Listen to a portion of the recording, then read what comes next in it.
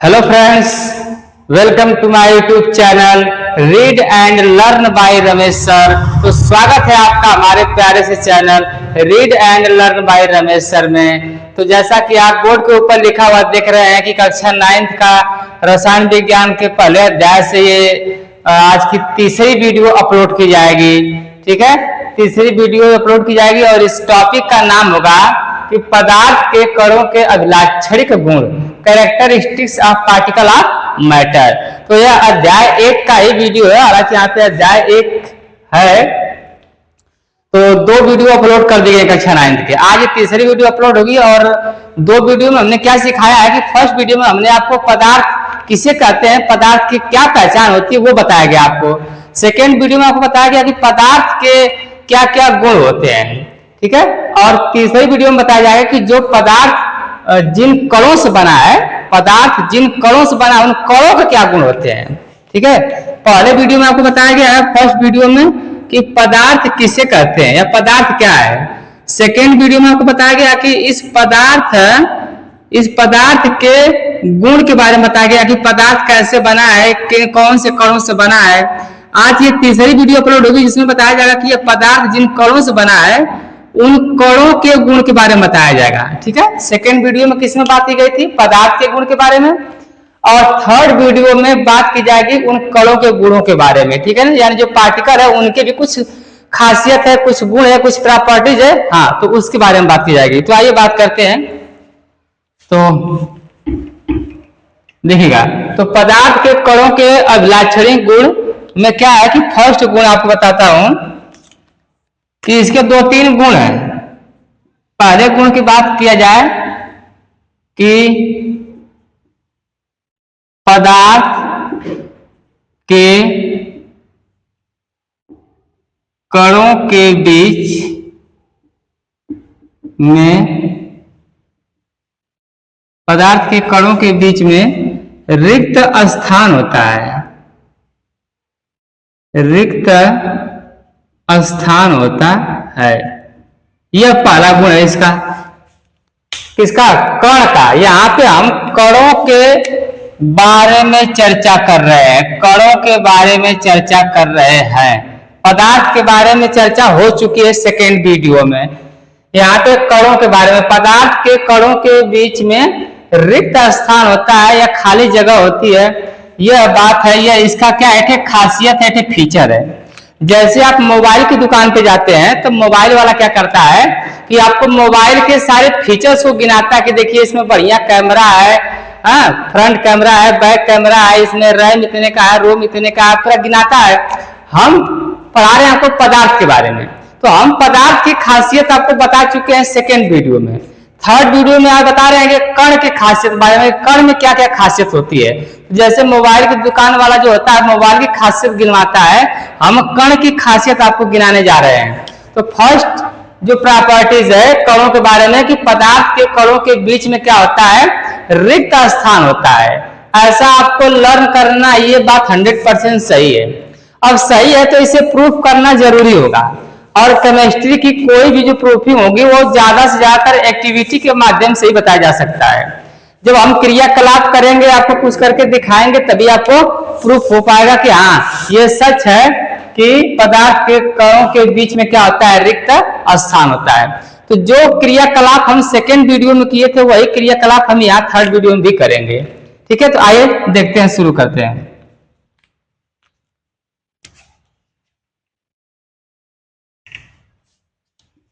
सबसे पहले एक बीकर लेंगे, बीकर को जल से आधा भर देंगे,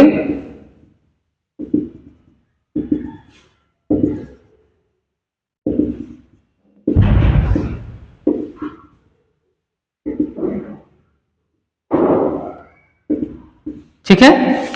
बीकर लिया हमने, बीकर को जल से आधा भर दिया हमने। यह क्या है, एक बीकर है, एक बीकर है। बीकर को आपने जल से हमने आधा भर दिया। अब हम इस पे क्या करेंगे, एक मार्क लगा लेंगे, चिन्ह लगा लेंगे कि कहां तक हमारा वाटर लेवल है, जल का स्तर कहां तक है। ठीक, अब इसमें क्या करेंगे कि चीनी या फिर नमक जैसे घुलनशील पदार्थों को इसमें डालेंगे। बहुत ज्यादा मात्रा में नहीं, 1-2 चम्मच डालेंगे। तो इसमें चीनी या नमक जैसे घुलनशील चीजों को इसमें डालेंगे। तो मान लीजिए कि यहाँ पे हमने डाला, तो ये जो ब्लू मार्कर से देख रहे हैं, ये चीनी या नमक के पार्टिकल्स हैं, ऐसे हमने कर दिया। अब इसको क्या करेंगे कि अच्छे से डिजॉल्व करेंगे, अच्छे से घोलेंगे, किसी रॉड की सहायता से या फिर किसी चम्मच की सहायता से इसको अच्छे से क्या करेंगे, घुमाएंगे। इसे खूब देर तक या 5 मिनट 10 मिनट तक घोलेंगे। उसके बाद तो कुछ देर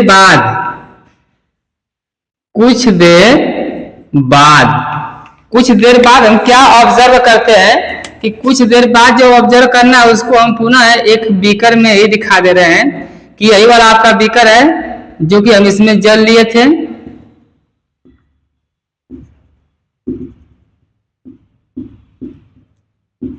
ये देखिए, यही अभी आपको फर्स्ट बीकर में ब्लू कलर के पार्टिकल दिखाई दे रहे हैं। ये चीनी या नमक के पार्टिकल अभी ये घोला नहीं गया है। और जब हम इसको अच्छे से घोल दिए तो कुछ देर बाद क्या होगा कि ये पार्टिकल ऐसे नीचे बैठे नहीं रहेंगे। ये पार्टिकल क्या करेंगे, पूरे पानी में घुल जाएंगे, पूरे पानी में डिजॉल्व हो जाएंगे। जब पूरे पानी में डिजॉल्व हो जाएंगे तो ये आपको चीनी या नमक के कण दिखाई नहीं देंगे, क्योंकि ये क्या हो जाएंगे, पूरी तरीके से घुल जाएंगे। तो कुछ देर बाद फिर से आपको ये क्या करेगा, ऐसा दिखाई देगा, यानी कहीं भी इसमें ये पार्टिकल नजर नहीं आएंगे आपको, यानी पूरी तरीके से पार्टिकल क्या किए हैं, इसमें घुल चुके हैं। कुछ देर बाद ऐसा नजर आएगा आपको। अच्छा, और जो जल स्तर होगा वो जल स्तर भी अभी आपको उतना ही दिखाई देगा। जो जल स्तर है, जो यहाँ पे जल स्तर था, जो जल स्तर था वही जल स्तर यहाँ भी है। दोनों जल स्तर क्या है, दोनों बीकर के सेम है। ठीक है, ये फर्स्ट आपका कंडीशन था और ये सेकेंड कंडीशन है। दोनों बीकर में जल स्तर एकदम सेम है। और चीनी या नमक यहाँ पे कम से कम आपको मान लीजिए कि 1 से 2 चम्मच यहाँ पे डाली गई थी। 1 से 2 चम्मच चीनी या नमक इसमें घोला गया था। अब सवाल यह है कि कुछ देर बाद इसको अच्छे से डिजॉल्व करने पे ये घुल गया, जल स्तर नहीं बढ़ा। ये बताइए कि चीनी गई कहाँ या नमक गया कहाँ? अगर पानी के अंदर कोई ईंट या कंकड़ डालते हैं तो पानी का लेवल ऊपर आता है। जैसे कि बचपन में आप कौवा वाली कहानी सुने होंगे कि कौवा घड़ा में कंकड़ डालता है और पानी ऊपर आता है, जिससे कौवा अपनी प्यास बुझा लेता है। तो बताइए, यहाँ पे हमने जब इतना चीनी या नमक डाला तो इसका जल स्तर ऊपर आना चाहिए था, लेकिन जल स्तर ऊपर आया ही नहीं और चीनी और नमक जो था वो भी कहीं गायब हो गया। तो चीनी और नमक कहाँ गया? चीनी और नमक कहाँ गया? तो पता है कहाँ गया? अब अगर सही से बताएं आपको तो ये जो देख रहे हैं जल के पार्टिकल, इनके बीच में एक खाली खाली जगह है। ये खाली खाली क्या है, जगह है जो जल के कणों के बीच में है। जल के कणों के बीच में खाली खाली क्या है, जगह है। और इन्हीं खाली खाली जगहों के बीच में ये जो चीनी या नमक के पार्टिकल है, ये जाकर क्या हो जाते हैं, समाहित हो जाते हैं, इसी में एडजस्ट हो जाते हैं। इसी को हम कहते हैं कि क्या कर चुके हैं, घुल चुके हैं। यानी कि जब घुलेंगे तो जल के कणों के बीच जो खाली स्थान होता है उसी में जाके एडजस्ट हो जाते हैं। इसीलिए जल का स्तर ऊपर नहीं उठता है। अगर ये लोग इसमें घुलने वाले नहीं होते तो जल का स्तर क्या होने लगता, ऊपर उठने लगता, क्योंकि इनको फिर जगह नहीं मिलती। कहीं इनको जब जगह नहीं मिलती तो ये जल के कणों क्या करते हैं, यहाँ से हटा देते हैं और खुद वहां बैठ जाते हैं, जिससे जल का कण क्या करता है, ऊपर आ जाता है। लेकिन हमारे क्रियाकलाप में कोई भी जल स्तर बढ़ा नहीं है, कोई भी जल स्तर बढ़ा नहीं है। और जब जल स्तर नहीं बढ़ा है तो इसका क्या मतलब हुआ, चीनी कहाँ गई? मतलब ये हुआ कि चीनी यही पानी के बीच में कहीं खाली जगह होगी जिसमें क्या की है, चीनी और नमक समाहित हो गए। तो यह क्रियाकलाप हमको यह स्पष्ट करता है, या इस क्रियाकलाप से यह स्पष्ट होता है कि कहीं ना कहीं जल के कणों के बीच में क्या था, खाली स्थान था, रिक्त स्थान था, जिसमें चीनी या नमक क्या हुआ है, समाहित हो गया है। कहीं ना कहीं जल के कणों के बीच रिक्त स्थान था जिसमें चीनी या नमक के कण क्या हो गए हैं, समाहित हो गए हैं या उसमें घुल गए हैं। तो इस क्रियाकलाप से यह बात क्या हो गई, स्पष्ट हो गई। तो अगर आपको एग्जाम में लिखना होगा कि प्रूफ कीजिए कि पदार्थ के कणों के बीच रिक्त स्थान होता है, तो आपको ऐसे क्रियाकलाप क्या करना होगा, बना करके लिखना होगा। ठीक है, अब इस क्रियाकलाप के बाद कुछ लिखना भी पड़ता है, उसको मैं नोट्स के रूप में यहाँ पे क्या कर दे रहा हूँ, लिख दे रहा हूँ। आप लोग उसके बाद स्क्रीनशॉट ले लीजिएगा। ठीक है, तो मैं इसको यहाँ पे क्या कर दे रहा हूँ, लिख दे रहा हूँ। ओके, तो देखिएगा, तो देखिए हमने यहाँ पे क्रियाकलाप आपको लिख दिया, जैसे जैसे हमने बताया वैसे वैसे क्रियाकलाप कि सबसे पहले एक बीकर लेंगे, फिर इसमें जल भरेंगे और इसमें चीनी या नमक में से कुछ भी 1 या 2 चम्मच डाल देंगे, फिर उसे अच्छे से घोल देंगे और कुछ देर बाद हम निरीक्षण करेंगे तो क्या पाते हैं कि जल स्तर में कोई बदलाव नहीं हुआ है और चीनी पूर्णतः घुल चुकी है। अतः इस क्रियाकलाप से यह स्पष्ट होता है कि जल के कणों के बीच में रिक्त स्थान था। जल के कणों के बीच में क्या था, रिक्त स्थान था। जल के कणों के बीच में रिक्त स्थान था जिसमें चीनी के कण समाहित हो गए या फिर घुल गए। अतः हम कह सकते हैं कि पदार्थ के कणों के बीच क्या होता है, रिक्त स्थान होता है। यानी कि यहाँ पे हम निष्कर्ष कर सकते थे, यानी निष्कर्ष में क्या लिख सकते हैं, निष्कर्ष में देखिए ये बात कर सकते हैं कि पदार्थ के कणों के बीच में क्या होता है, रिक्त स्थान होता है। ठीक है, ये बात आपको बिल्कुल अच्छे से समझ में आ चुकी है। अब हम पदार्थ के कणों की दूसरी खासियत के बारे में बात करते हैं। क्या है कि पदार्थ के कण लगातार गति करते हैं। ये तो पहली बात था, ये पहला खासियत है इसका, किसका, कणों का। दूसरा गुण इसका यह है कि पदार्थ के कण लगातार गति करते हैं। कैसे, लगातार कंटिन्यू मूव करते रहते हैं। इस बात को प्रूफ करिए। तो इस बात को क्रियाकलाप के माध्यम से प्रूफ करेंगे, लेकिन पहले आप इसका स्क्रीनशॉट लीजिए, फिर हम उसको बताते हैं। आइए देखते हैं दूसरा गुण। क्या है दूसरा गुण, कि पदार्थ के कण निरंतर गतिशील होते हैं। इस बात को प्रूफ करिए। हालांकि एकदम सच है, इसको आप मान के चलिए कि कोई भी पदार्थ का कण जो होता है वो लगातार मूव कर रहा है। जैसे कि आपके सामने हवा होगी तो हवा के जो कण होंगे वो लगातार गति कर रहे हैं, या कहीं जल है तो जो जल के कण होंगे वो लगातार गति कर रहे हैं। आप जल को चलता हुआ जल, बहता हुआ जल है तो वो भी गति कर रहे होंगे उससे कण। अगर कहीं बाल्टी में रुका हुआ जल है तो उससे कण भी गति कर रहे हैं। किसी तालाब में अगर जल ठहरा हुआ है या जल चल रहा है, मतलब बह रहा है या फिर ठहरा हुआ, तो उसमें भी जल के जो कण है वो लगातार गति कर रहे हैं। ऐसा नहीं सोचना कि अगर बाल्टी में या किसी कटोरे में या किसी गिलास में जल को अगर रख दिया जाए और जल शांत है तो उसके कण रुके हुए हैं, ऐसा नहीं है। गिलास में जल हो या बाल्टी में जल हो या तालाब में जल हो, वो रुका हुआ है या फिर बह रहा है, लेकिन फिर भी उसके कण लगातार क्या कर रहे हैं, गति कर रहे हैं। यानी कि जल के कण हो या वायु के कण हो या फिर किसी गैस के कण हो, वो लगातार क्या कर रहे होते हैं, गति कर रहे होते हैं। इस बात को प्रूफ किया जा सकता है और बिना प्रूफ के हम आपको जाने नहीं देंगे। आइए प्रूफ करते हैं इस बात को। ठीक है, तो पदार्थ के कण लगातार गतिशील होते हैं, इस बात को प्रूफ करते हैं। इस बात को प्रूफ करने के लिए हमें क्रियाकलाप करना होगा, और क्रियाकलाप में बीकर भी ले सकते हैं और नहीं भी ले सकते हैं। तो 2 तरीके से आपको प्रूफ करके दिखाते हैं, देखिएगा। सबसे पहले एक बीकर ले ही लेते हैं, एक बीकर लेंगे। ठीक है, सबसे पहले एक बीकर लेंगे और इसमें क्या करेंगे, जल भर लेंगे। एक बीकर लेंगे और इसमें जल भर देंगे।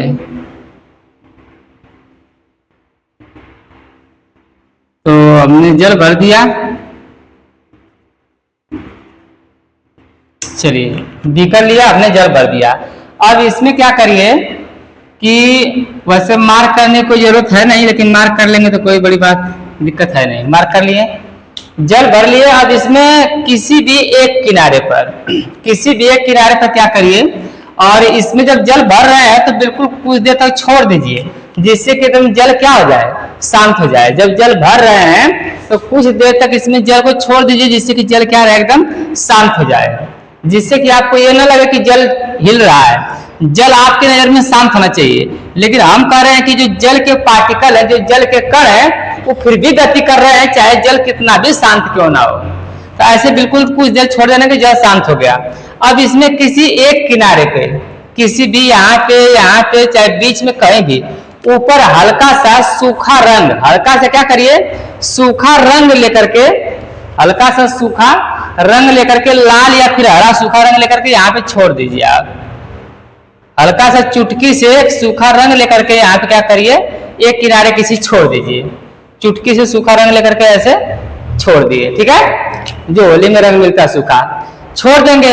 और पानी को हिलाना नहीं है, इसे टच नहीं करना बीकर को जिससे पानी हिले, ऐसा नहीं करना है, छोड़ दिए। अब कुछ देर तक आप इंतजार करिए, कुछ देर तक इंतजार करिए। तो कुछ देर तक जब इंतजार कर लेंगे तो उसके बाद क्या होगा, तो यहाँ पे लिख देते हैं कि कुछ देर बाद,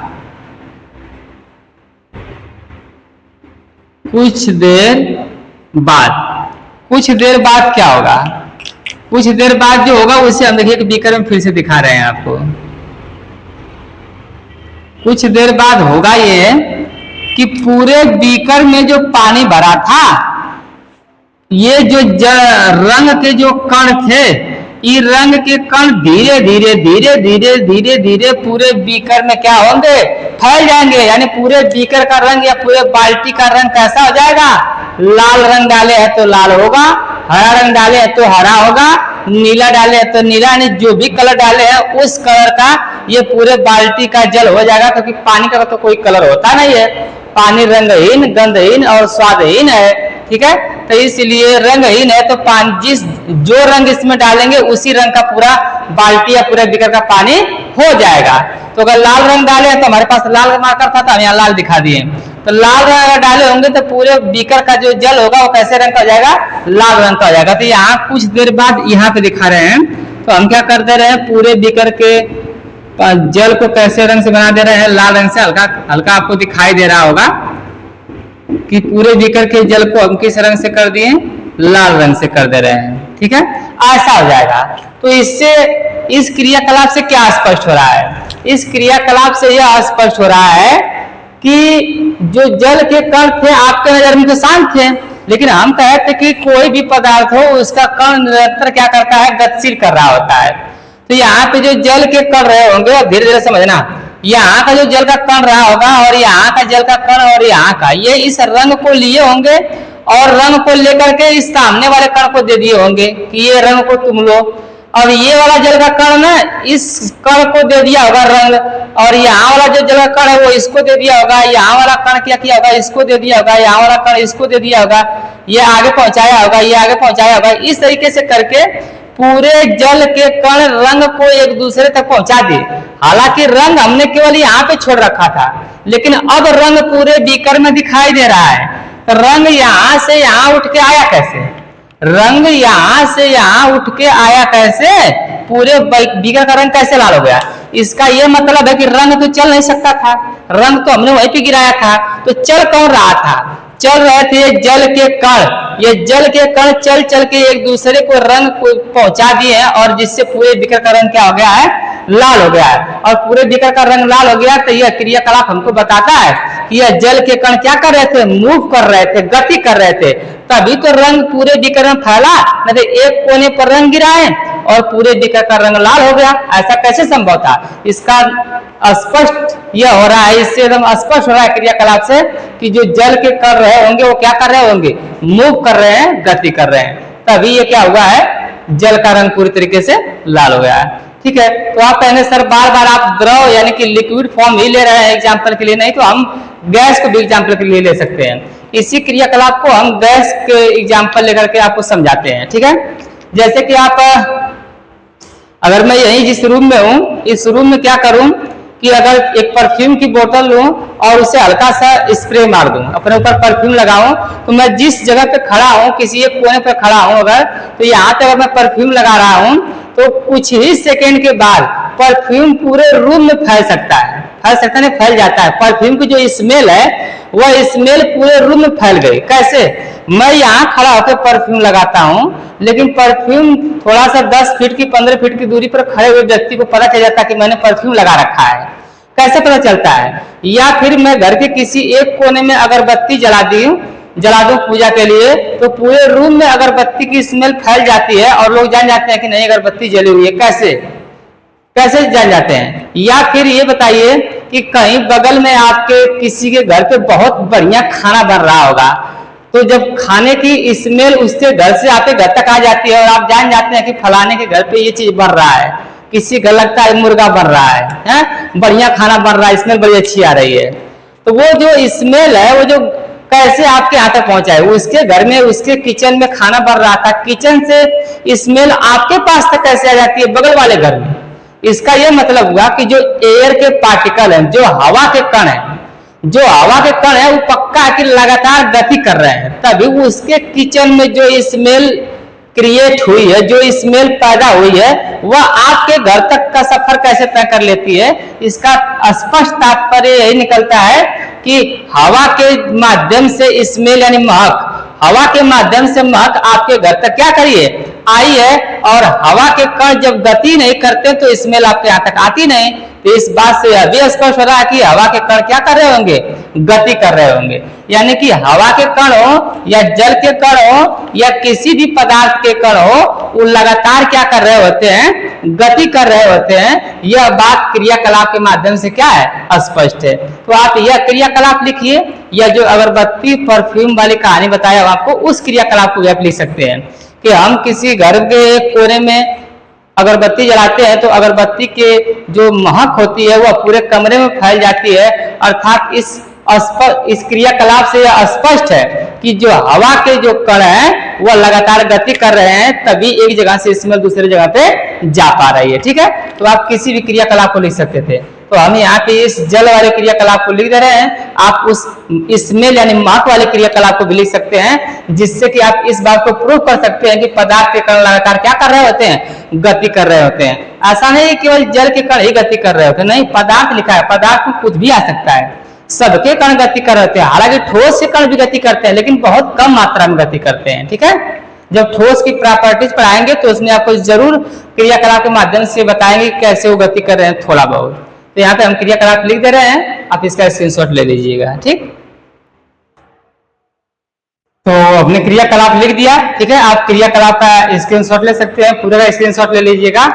आप यहाँ पे चाहे तो गैस वाला भी क्रियाकलाप लिख सकते हैं कि सबसे पहले हमने एक परफ्यूम की बोतल खोली, फिर उसके बाद हमने निरीक्षण किया तो पता चला कि पूरे कमरे में क्या परफ्यूम की स्मेल फैल चुकी है। यह क्रियाकलाप स्पष्ट करता है कि गैस के कण लगातार गतिशील है। यह क्रियाकलाप स्पष्ट करता है कि गैस के कण लगातार गतिशील थे, यानी हवा के कण लगातार गति कर रहे थे, इसीलिए स्मेल पूरे कमरे में क्या है? फैल चुकी है। तो आप वो क्रियाकलाप लिख दीजिए या फिर यह क्रियाकलाप लिख दीजिए, दोनों परफेक्ट है। आप पदार्थ में कोई पदार्थ ले सकते थे, जलीय पदार्थ या गैसीय पदार्थ। तो इसका स्क्रीनशॉट ले लीजिए और फिर हम तीसरा गुण आपको बताते हैं कि तीसरा गुण क्या है। तो आइए अगला गुण आपको बताता हूं क्रियाकलाप के माध्यम से, कणों का तीसरा गुण कि पदार्थ के कण एक दूसरे को आकर्षित करते हैं। ये 100% कन्फर्म है कि जो पदार्थ के कण होते हैं वो एक दूसरे को क्या करते हैं? आकर्षित करते हैं। जो पदार्थ के कण होते हैं एक दूसरे को क्या करते हैं? आकर्षित करते हैं। तो इस बात को भी प्रूव करना पड़ेगा कि सर हम तो नहीं मानते हैं कि पदार्थ के कण आकर्षित करते हैं। और ये भी समझिएगा कि जब पदार्थ के कण आकर्षित करते हैं तो उनके बीच में एक बल लगता है, जिसे हम कहते हैं आकर्षण बल। कौन सा बल कहते हैं? आकर्षण बल कहते हैं। तो थोड़ा सा मैं आपको रिवाइज करा दे रहा हूं, या फिर पहले इस क्रियाकलाप को बता लूं उसके बाद आपको रिवाइज कराऊं? नहीं, चलिए पहले बता देता हूं। देखिएगा, कोई भी जो कण होता है, ये रहे आपके ठोस के कण, ठोस, द्रव और गैस। थोड़ा सा आप इसे देख लेंगे तो आपको समझना आसान हो जाएगा। ये इसमें देखिएगा, ये ठोस के कण को हम बना रहे हैं,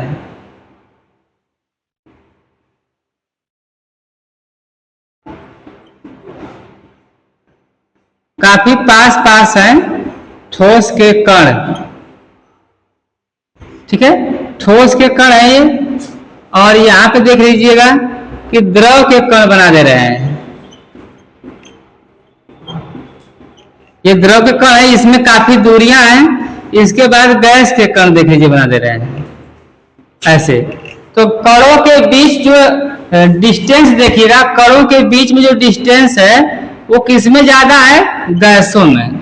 और उससे ज्यादा, इससे कम कहाँ है? द्रव में। और उससे कम किसमें है? ठोस में। यानी कि ठोस के कणों के बीच में रिक्त स्थान जो होता है बहुत कम होता है।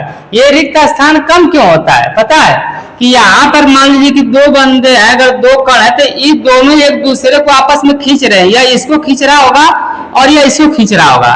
तो इस खिंचाव को यहाँ पे क्या कर रहे हैं? एक दूसरे को खींच रहे हैं। तो यहाँ पे इस खिंचाव को ही क्या कहते हैं आप? आकर्षण बल के नाम से जानते हैं। आकर्षण बल, जो खिंचाव है वह एक प्रकार का बल है। धक्का या खिंचाव क्या होता है? एक प्रकार का बल होता है। तो खिंचाव या धक्का जब बल होता है तो वह यहाँ पे कौन सा बल है? यहाँ पे वो आकर्षण बल है। तो जब दो कण एक दूसरे को खींच रहे होंगे या अपनी ओर आकर्षित कर रहे होंगे तो उस बल को क्या कहेंगे? आकर्षण बल कहेंगे। और जिन लोगों के बीच में आकर्षण बल ज्यादा होगा वो ज्यादा मजबूत होंगे, जिनके बीच में आकर्षण बल अगर कम होगा तो थोड़ा कमजोर होंगे। इसको प्रयोग के माध्यम से आपको बता सकते हैं कि किसमें कैसा बल होता है। सपोज करिए कि यहाँ पे आप एक लोहे की कील ले लीजिए, एक लोहे की कील और एक ईंट का टुकड़ा ले लीजिए, एक ईंट का टुकड़ा और एक चौक ले लीजिए, जिससे आप व्हाइट ब्लैक बोर्ड पर पढ़ाया जाता है चौक। ये चौक रहा, ये चौक है, ये क्या है? ईंट है, और ये क्या है? कील है लोहे की। तीन पदार्थ आपके सामने है, तीनों ठोस ही है, ठीक है? तीनों ठोस ही है। अब तीनों पे बारी बारी हथौड़े से क्या करना है? प्रहार करना है। इन तीनों पर बारी बारी हथौड़े से क्या करिए? प्रहार करिए। इस हथौड़े से क्या करना है? प्रहार करना है इसके ऊपर। तो जब इसके ऊपर प्रहार करेंगे, तीनों पे चोट मारेंगे हथौड़े से, तो क्या होगा? ये वाला तो एक बार में ही आसानी से चकनाचूर हो जाएगा, एकदम चूर चूर हो जाएगा। ये वाला थोड़ा सा कठिनाई से टूटेगा, इसके तुलना में थोड़ा कठिनाई से टूटेगा। और कील क्या होगी कि कील शायद टूटे ही न, हो सकता है कि इसका आकार बदल जाए, ये चपटा हो जाए, लेकिन एक बार में तो टूटेगी नहीं कील। तो इसका क्या तात्पर्य हो रहा है? इससे क्या स्पष्ट हो रहा है? इससे स्पष्ट हो रहा है कि चौक भी ठोस था, ईंट भी ठोस थी, कील भी क्या था? ठोस था। तो तीनों के बीच ऐसे छोटे छोटे कण होंगे तीनों पदार्थों में। तो इस चौक के जो कण होंगे और इस ईंट के जो कण होंगे और इस कील के जो कण होंगे, इन तीनों में जो आकर्षण बल होगा सबसे ज्यादा कील के कणों के बीच में क्या होगा? आकर्षण बल। उससे कम ईंट के कणों के बीच में क्या होगा? आकर्षण बल।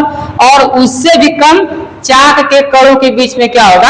आकर्षण बल होगा। यानी कि जो लोग जितना मेहनत से एक दूसरे को खींच के रखते हैं, वो एक दूसरे को जितना अच्छे से पकड़ के रखते हैं, वो उतना ही मजबूत होते हैं। तो इसीलिए साथ रहिए, एक दूसरे को अच्छे से पकड़ के रखिए, आप मजबूत रहेंगे, ठीक है?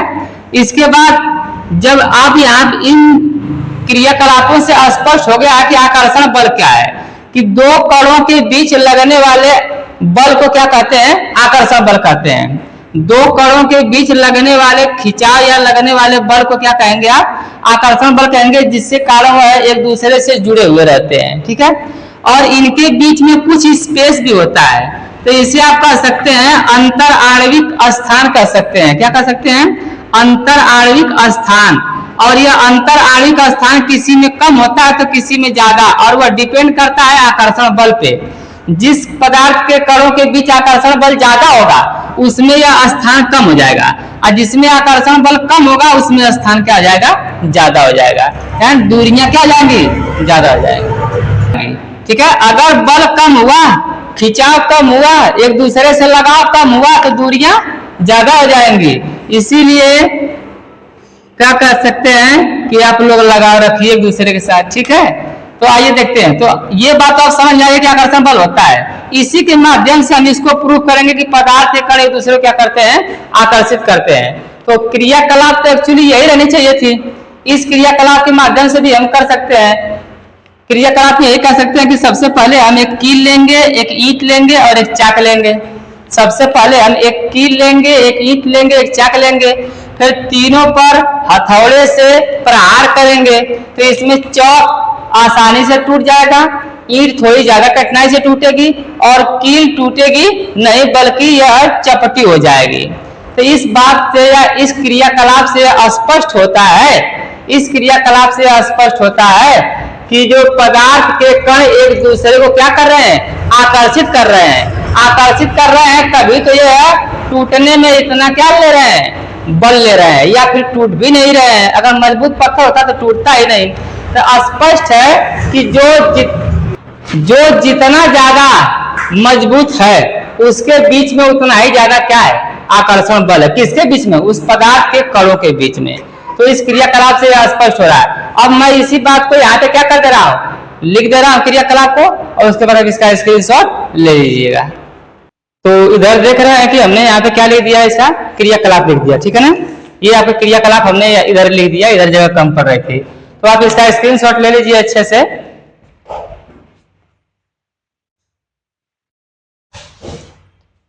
तो ले लिए होंगे आप स्क्रीनशॉट, ठीक है। तो इतना आपको तीन चीज समझा दी गई। अब अगले वीडियो में आपको पढ़ाया जाएगा कि ठोस, द्रव और गैस पदार्थ की कितनी अवस्थाएं हैं, ठोस, द्रव और गैस, ये तीन अवस्थाएं हैं जो आपको पढ़ना है। लेकिन इसके अलावा दो अवस्थाएं और भी होती हैं जो आपको नहीं पढ़ना है, उसके बारे में आपको बताएंगे, प्लाज्मा और बीईसी। चौथी अवस्था है प्लाज्मा और पांचवी अवस्था है बीईसी। नेक्स्ट वीडियो में बने रहिएगा आप, इससे जबरदस्त नॉलेज इसमें आपको मिलेगा, बहुत जबरदस्त नॉलेज उसमें दिया जाएगा आपको, ठीक है। और हाँ, जो लोग भी इस चैनल पे नए हैं, नए जुड़ रहे हैं, वीडियो को पहली बार देख रहे हो, कृपया चैनल को सब्सक्राइब कर लें और ज्यादा से ज्यादा इस वीडियो को शेयर करें लोगों तक, ताकि सभी लोग इसका फायदा उठा सकें, ठीक है। मिलते हैं आपसे नेक्स्ट वीडियो में।